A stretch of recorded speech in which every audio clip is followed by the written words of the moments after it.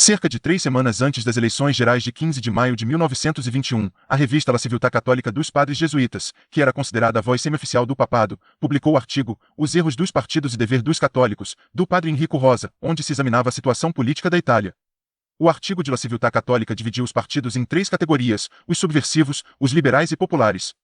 A primeira categoria incluía os partidos socialistas e comunistas. O elemento que unia esses partidos, de acordo com o artigo, era o espírito revolucionário, que era a razão de sua existência, ou seja, abre aspas, a derrubada da monarquia não só, mas de toda a ordem atual da sociedade, a violência em suma, a revolução a qual o bem público deve servir. Daí o cobiçado triunfo da irreligião e da imoralidade, que é uma parte primordial de seu programa partidário comum. Fecha aspas. A crítica do artigo, então, incidiu sobre a ação dos socialistas no parlamento, que em vez de promover reformas para o bem do povo, abre aspas, que tanto elogiara, fecha aspas, teriam promovido 2 projetos de lei. Um para seu benefício exclusivo, ou seja, o aumento do subsídio parlamentar. E outro em benefício dos viciosos e buscadores de prazer, ou seja, a legalização do divórcio. Então, o artigo continua alegando que muito da má gestão dos assuntos públicos, no entanto, deveria ser atribuído aos muitos partidos liberais, isto é, aos radicais, moderados, constitucionais, democráticos, nacionalistas e fascistas. Deve-se notar que o colunista incluiu o fascismo não entre os partidos subversivos, apesar do nome de seu partido ser Partido Revolucionário Fascista, além de ter ascendência do socialismo maximalista e intervencionista, mas, entre os liberais. Com efeito, seria o produto violento e autoritário da crise do liberalismo, o outro lado de um sistema corrupto, apenas aparentemente libertário, que quer a todo custo e de todas formas preservar o poder e bloquear o desenvolvimento do sistema político democrático. O Partido Fascista foi apresentado não apenas como uma espécie de vara liberal para conter os socialistas e subversivos, mas também como um movimento político e de pensamento inerentemente mau e anticristão. Esses partidos se apresentam como os últimos seguidores da Revolução Liberal, agora em crise, da qual adotam o mesmo sistema de valores, mas usando, em sua ação em defesa da ordem estabelecida, os mesmos sistemas violentos dos socialistas, degenerados, filhos da mesma mãe. Tanto que, abre aspas, aos recém-chegados do caos revolucionário do fascismo, o liberalismo cuida de não exigir qualquer renúncia aos seus princípios de violência e nova moralidade, ainda que subversiva à sociedade. Fecha aspas. Por fim, o artigo tratou do Partido Popular Italiano, alegando que eles não poderiam ser comparados a partidos que nem sequer reconhecem implicitamente os princípios cristãos. Também se escreve eles estavam empenhados em fazer um louvável exame da consciência sobre sua direção política seguida até agora, considerada pela Santa Sé como muito progressista, e que tal deveria ser tarefa de seu novo Congresso Nacional, que teria como objetivo a purificação e não a destruição do partido. Esclarecendo assim muitos pontos, para melhor atender a tarefa dos católicos na política, embora o partido não queira se denominar católico, e deve-se ser confundido com a ação católica italiana, e muito menos com o trabalho da hierarquia católica.